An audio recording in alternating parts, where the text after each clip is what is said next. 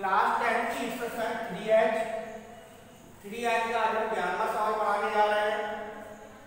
इसमें से 11वां सवाल कह रहा है कि मीना ने 2000 रुपए निकालने के लिए बैंक गई। उसने खजांची से 50 रुपए और 100 रुपए के नोट देने के लिए कहा।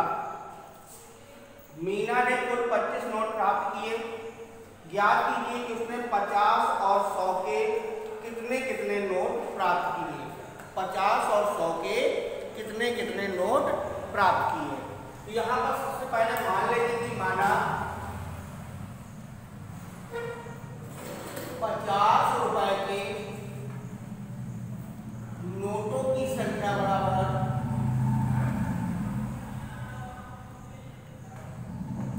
x।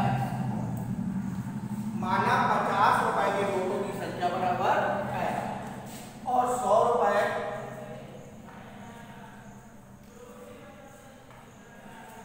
के नोटों की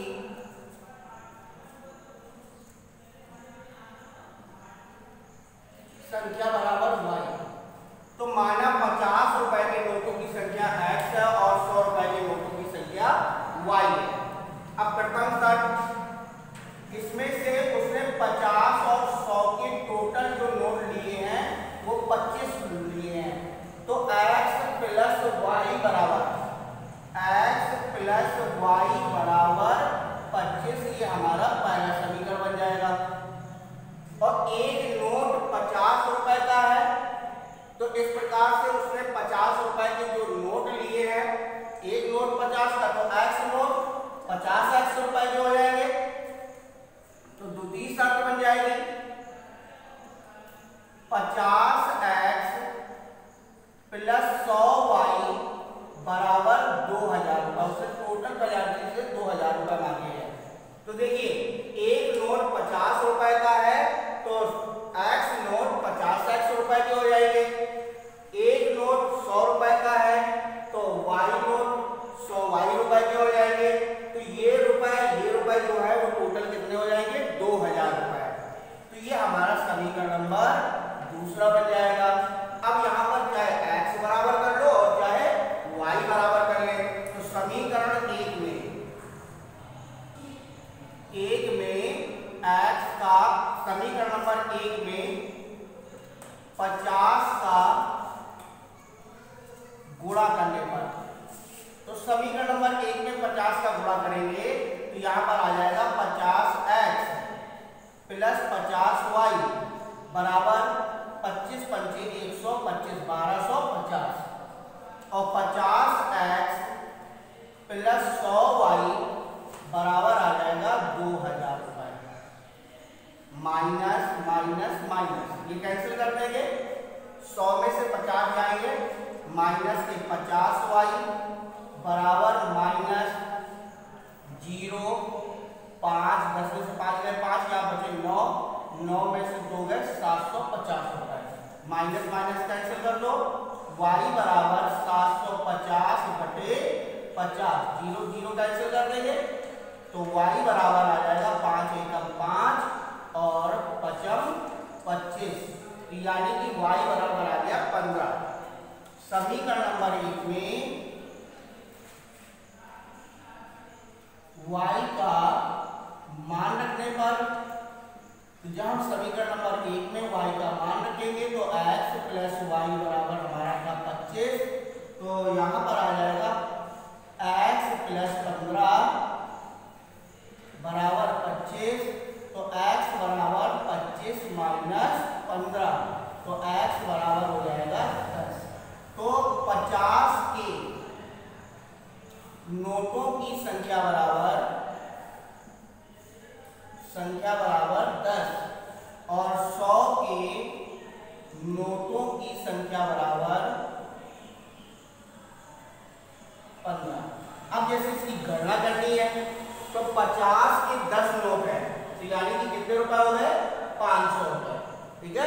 और 100 के 15 नोट है तो इनकी संख्या कितनी हो गई 1500। तो ये टोटल हो गया हमारे यहाँ के 2000 रुपए। तो ये हमारी जांच हो गई और इस तरीके से हमें सवाल को सॉल्व कर लेना है।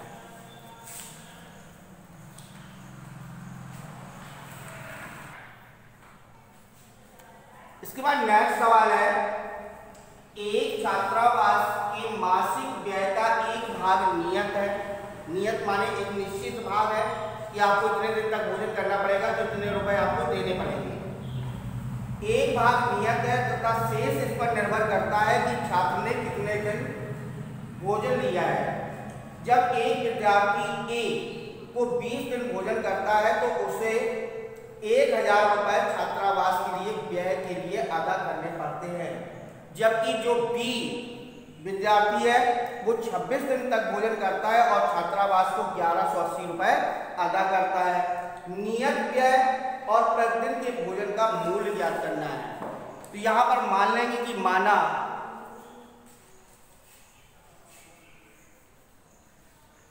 भोजन का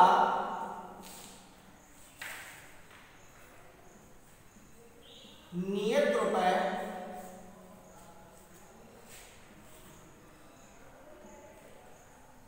माना भोजन का नियत रुपए बराबर एक्स रुपए है और प्रतिदिन का अतिरिक्त रुपए, प्रतिदिन का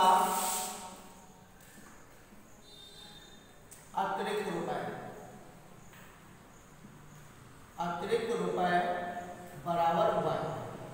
यानी नियत भोजन उसे एक्स रुपए में मिलेगा और प्रतिदिन का अतिरिक्त भोजन जो है वो वाई रुपए मिलेगा। ठीक है, तो जो ए व्यक्ति है वो ए व्यक्ति उस छात्रावास में 20 दिन भोजन करता है। तो 20 दिन जो दे रखा है ये आपका क्या दे रखा है, अतिरिक्त भोजन दे रखा है, ये अतिरिक्त भोजन है। तो यहां पर प्रथम शर्त बन जाएगी हमारी,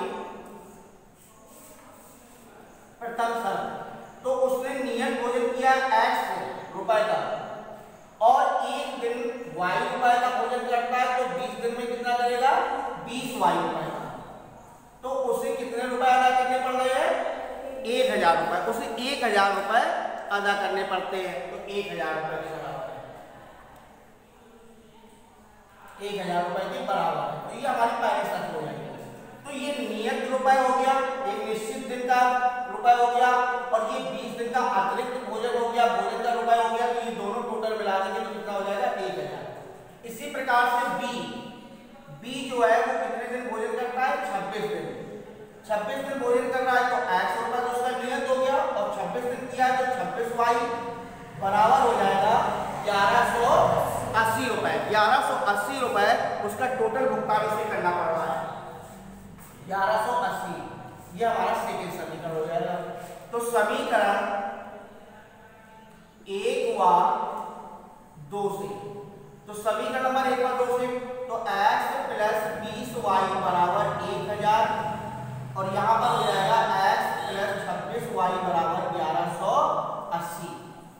माइनस माइनस माइनस ये कैंसिल हो जाएगा।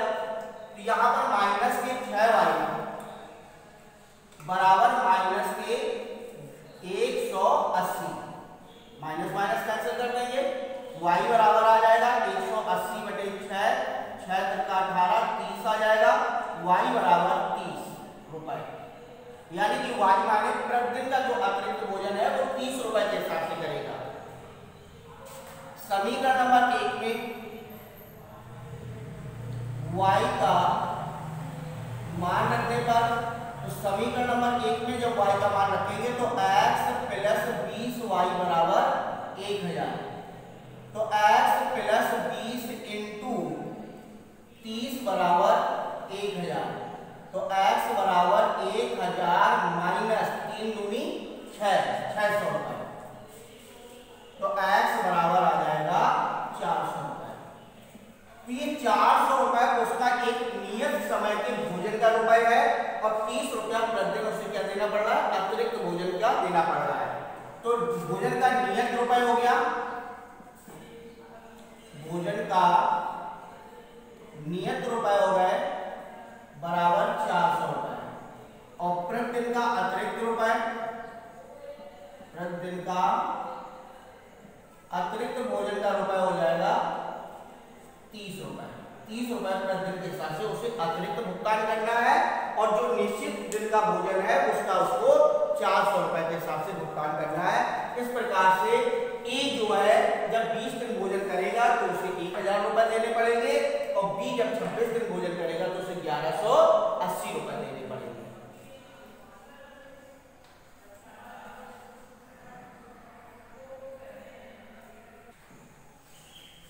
इसके बाद नेक्स्ट सवाल है, यश ने एक टेस्ट में 40 अंक अर्जित किए हैं, यानी 40 अंक प्राप्त किए हैं, जबकि उसे प्रत्येक सही उत्तर पर 3 अंक मिले और अशुद्ध उत्तर पर 1 अंक की कटौती की गई है।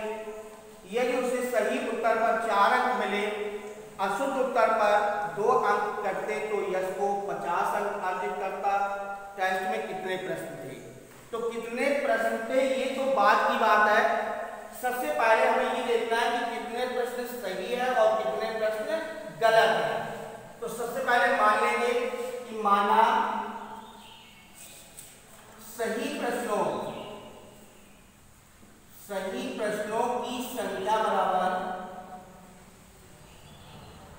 x।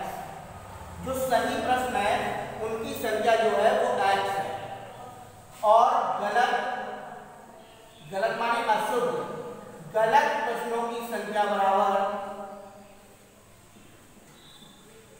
y,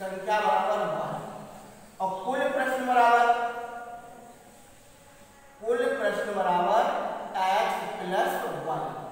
ठीक है, तो यहां पर सबसे पहले सही प्रश्नों की संख्या जो है, वो जो सही प्रश्न निकले हैं वो x प्रश्न निकले हैं, और जो गलत प्रश्नों की संख्या है वो y है। और सही और गलत को अगर जोड़ देंगे तो टोटल प्रश्नों की संख्या आ जाएगी। लेकिन उसको सही प्रश्न पर 3 अंक मिल रहे हैं, तो एक प्रश्न पर मिल रहे हैं 3, तो x प्रश्न पर कितने मिलेंगे? 3x। तो यहां पर प्रथम शर्त बन जाएगी, एक सही प्रश्न पर उसे 3 अंक मिलते हैं, तो x प्रश्नों पर मिल जाएगी 3x अंक, और एक गलत प्रश्न पर उसका अंक कट रहा है 1, तो y अंक पर कटेगा जाकर के y इंटू 1 बराबर 1y। तो सही में से हमें क्या करना है, गलत को क्या कर देना है, माइनस। तो यहाँ पर माइनस y बराबर हो जाएगा, उसे टोटल अंक मिले 40। सही के बाद गलत प्रश्नों के आंसर कटने के बाद उसे 40 अंक अर्जित होते हैं। अब इसके बाद कह रहा है द्वितीय शर्त, यदि कह रहा है कि सही प्रश्न पर उसे 4 अंक मिले और गलत प्रश्न पर 2 अंक की कटौती हो, तो सही प्रश्न पर 4 मिलेंगे तो यहाँ पर हो जाएगा 4x अंक, और गलत प्रश्न पर 2 अंक की कटौती होगी तो यहाँ पर हो जाएगा 2y। तो उसे मिलते हैं कितने? 50 अंक। ठीक है, तो ये हमारा समीकरण नंबर दूसरा हो जाएगा। अब यहाँ पर अगर चाहो तो समीकरण नंबर दूसरे में 2 का भाग भी दे सकते हो, तो यहाँ पर आ जाएगा 2x माइनस y बराबर 25। ये आपका दूसरा समीकरण बन जाएगा। तो समीकरण 1 व समीकरण 2 से, तो समीकरण नंबर 1 व 2 से, तो 3x माइनस y बराबर 40 और 2x माइनस y बराबर 25। माइनस प्लस माइनस ये कैंसिल कर लेंगे, तो यहां पर बचेगा x बराबर 15। अब इसके बाद समीकरण नंबर 1 में, समीकरण 1 में x का मान रखने पर, तो समीकरण नंबर 1 में x का मान रखेंगे तो पहला समीकरण है 3x माइनस y बराबर 40, जिसमें से 3 इंटू 15 माइनस y बराबर 40, तो माइनस y बराबर 40 माइनस 15 किया 45, 45 तरफ आएंगे तो माइनस के हो जाएंगे, तो माइनस के y बराबर माइनस के 5, तो y बराबर आ गया 5। अब देखो सबसे पहले सही प्रश्नों की संख्या कितनी निकल आई? 15। गलत प्रश्नों की संख्या कितनी निकल आई? 5। तो यहाँ पे लिखेंगे सही प्रश्नों की संख्या, प्रश्नों की संख्या बराबर 15 और गलत प्रश्नों की संख्या बराबर 5, और कुल प्रश्न थे x प्लस y। जो आंसर पूछा गया है कि कुल प्रश्नों की संख्या जाती है, तो यहाँ पे ये आंसर आ रहा है 15 प्लस 5 बराबर 20 प्रश्न पूछे गए थे। अब इसकी जांच करनी है, तो पहले नंबर पे कह रहा था कि एक प्रश्न पर सही प्रश्न पर 3 अंक मिलते हैं, तो 15 किया कितना होगा? 45, और एक गलत प्रश्न पर उसे 1 अंक करता है, तो 5 गलत निकले हैं तो 5 अंक कट गए, तो यहाँ पर बचे 40। फिर दूसरी शर्त में कह रहा था कि सही प्रश्न पर उसे 4 मिलते हैं, तो 15 चौको कितना हो जाएगा 60, और गलत प्रश्न पर 2 अंक कटते हैं तो 5 दूनी कितना हो जाएगा 10, और 60 में से 10 घटा दें कितना हो जाएगा 50। ये उसकी जांच भी हो गई कि हमारा सवाल सही है या गलत है। तो इस प्रकार से हमें इन सवालों को अच्छे से लगा के देखना है।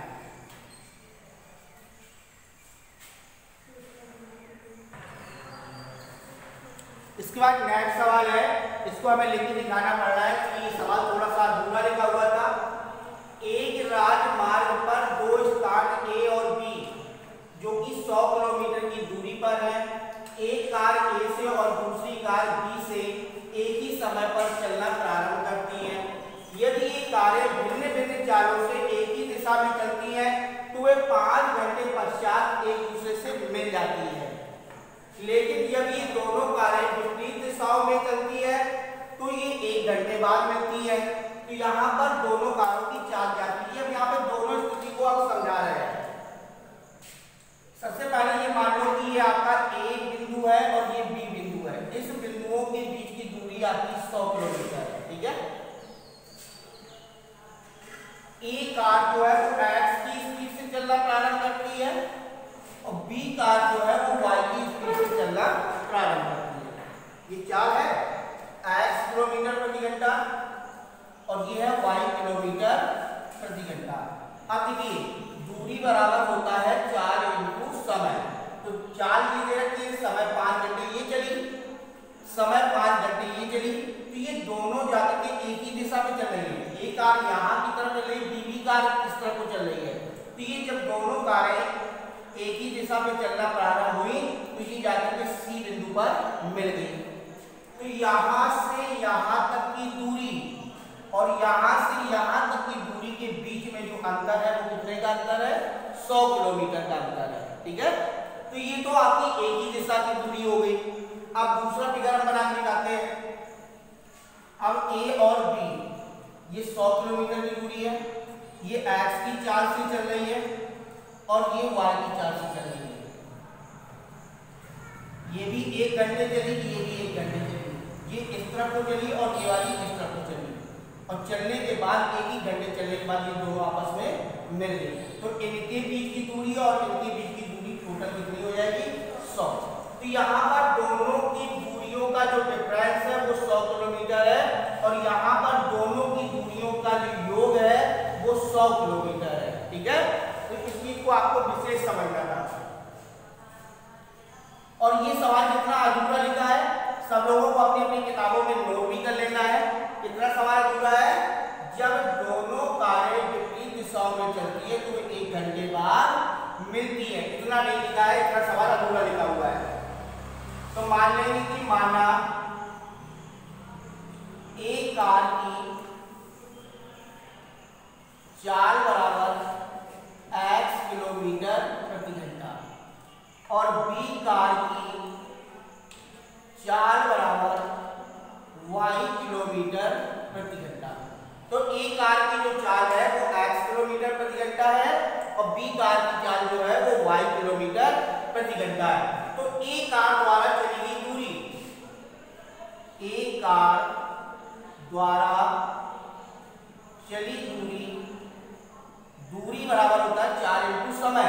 तो चाल कितनी है x और समय कितने घंटे लगता है 5 घंटे, तो बराबर हो जाएगा 5x किलोमीटर।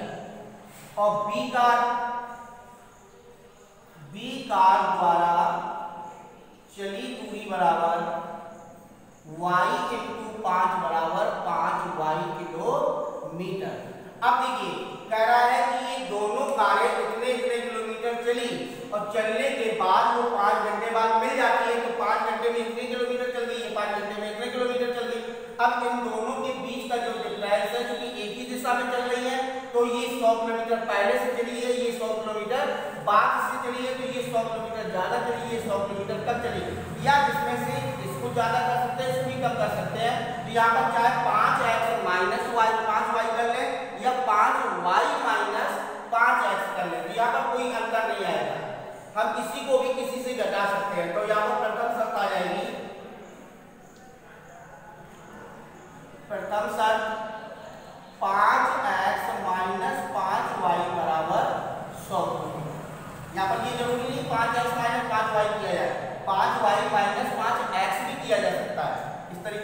जा सकता है 5y माइनस 5x बराबर 100 किलोमीटर। चाहे हम ऐसे समीकरण बना दें चाहे इस तरीके से समीकरण बना दें, ठीक है। तो किसी भी तरीके से हम समीकरण को बना सकते हैं। तो ये हमारा समीकरण नंबर पहला हो जाएगा। फिर इसके बाद द्वितीय शर्त में तो जिस प्रकार से हमने एक आर की निकाली है तो एक आर द्वारा चलेगी दूरी x इंटू 5 है, वैसे x इंटू 1 हो जाएगा तो 1x आ जाएगा प्लस 1y आ जाएगा बराबर इन दोनों कारणों द्वारा जब विपरीत दिशा में चलेंगे मिलकर के चलेगी दूरी कितनी है 100 किलोमीटर। ये हमारा सेकंड समीकरण बन जाएगा। तो समीकरण 1 में 5 का भाग देने का यहाँ पर हो जाएगा x माइनस वाई बराबर 20 और ये हो जाएगा x प्लस वाई बराबर 100। ये प्लस माइनस कैंसिल हो जाएंगे 2x बराबर 120 तो x बराबर आ जाएगा 120/2 तो x बराबर 60, ठीक है। तो समीकरण नंबर 2 में x का मान रखने पर तो समीकरण नंबर 2 में जब x का मान रखेंगे तो x प्लस वाई बराबर का 100 तो यहाँ पर आ जाएगा 60 प्लस वाई बराबर 100 तो y बराबर आ जाएगा 100 माइनस 60 y बराबर 40। ये 40 किलोमीटर प्रति घंटे की स्पीड से चल रही है, ये 60 की चल रही है। बस अगर यहाँ पर जैसे भी हमने आपसे कहा था कि 5y माइनस 5x कर दोगे तो यहाँ पर y का मान 60 निकल आएगा, x का मान 40 निकल आएगा। एक कार जो है अभी 60 की स्पीड से है, बी कार 40 की स्पीड से है, फिर वहां पर बी कार 60 की स्पीड से हो जाएगी और ए कार 40 की स्पीड से हो जाएगी। 40 60 60 40 कोई भी आंसर आ सकता है। तो अब यहाँ पर लिख सकते हैं ए कार की चाल 60 किलोमीटर प्रति घंटा और बी कार की चाल बराबर 40 किलोमीटर प्रति घंटा। इसका मतलब है कि एक कार 60 की स्पीड से और एक कार 40 की स्पीड से। यहाँ पे अगर क्या समझ में आया तो एक बार फिर से हम लिख दिखा दे रहे हैं। ये समीकरण बनाने से पहले यहाँ पर लिख सकते हैं कि एक कार द्वारा चली दूरी बराबर x इंटू 1 बराबर x किलोमीटर और बी कार द्वारा चलेगी दूरी बराबर y इंटू 1 बराबर y किलोमीटर। तो हमारी दूसरी शर्त बन जाएगी x प्लस वाई बराबर 100। तो इस तरीके से हमारा सवाल जो अधूरा लिखा है इस सवाल को पूरा करना है, फिर इसके बाद सवाल को आसानी से